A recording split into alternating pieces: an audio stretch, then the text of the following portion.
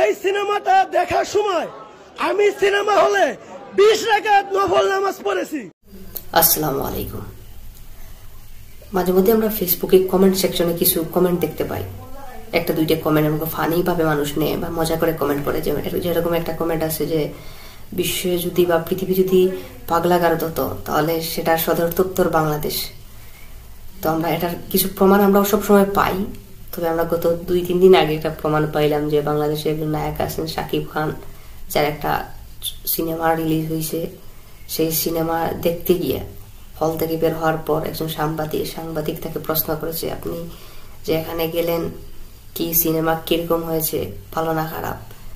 তো কথার প্রসঙ্গে তিনি একবার বলে ফেললেন যে আমি একজন কোরআনের হাফিজ। কি যে সিনেমা দেখতে বের হয়েছে সেই লোকটি বলতেছে আমি কোরআনের হাফিজ, শাকিব খানের সিনেমাটা সফল হোক সুন্দর হোক এই কারণে আমি 20 রাকাত নফল নামাজ পড়েছি। নাউজুবিল্লাহ। বাঙালি এই জিনিসটা এখনো জানলো না, এই জিনিসটা বুঝলো না যে কোন বিষয়ের সাথে কোন বিষয় বলতে হয়। একজন হাফিজ, সে আমার নিজেকে হাফিজ দাবি করতেছে, অথচ বলতেছে সে সিনেমা হলে নাকি 20 রাকাত নফল নামাজ পড়ছে। নাউজুবিল্লাহ। তো বিষয়টা হচ্ছে এটা যে কিয়ামতের আগে, হাদিসে আছে কিয়ামতের আগে মানুষ হারাম হালালের পার্থক্য ভুলে যাবে, কোন বিষয়ে কি বলতে হবে, কোথায় কি তাল মিলিয়ে কথা বলতে হবে সেটা ভুলে যাবে।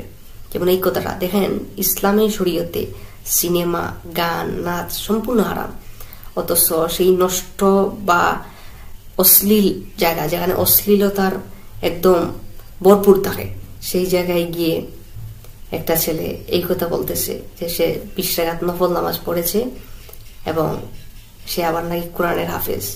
এই কথাটা যে বলল, তার কি সেন্স নেই, তার কি ব্রেইন নেই?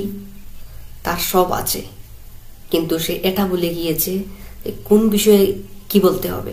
তার মধ্যে হালাল হারামের পার্থক্য যেটা, এটার সেন্স হারিয়ে গিয়েছে। কারণ আমরা শেষ প্রান্তে আছি, কিয়ামতের শেষ প্রান্তে আছি। আল্লাহ পাক আমাদেরকে শেষ জামানার যে ফিতনা ফাসাদ আছে এই ফিতনা ফাসাদ থেকে বেঁচে থাকার তৌফিক দান করুন। সবাই বলে আমিন।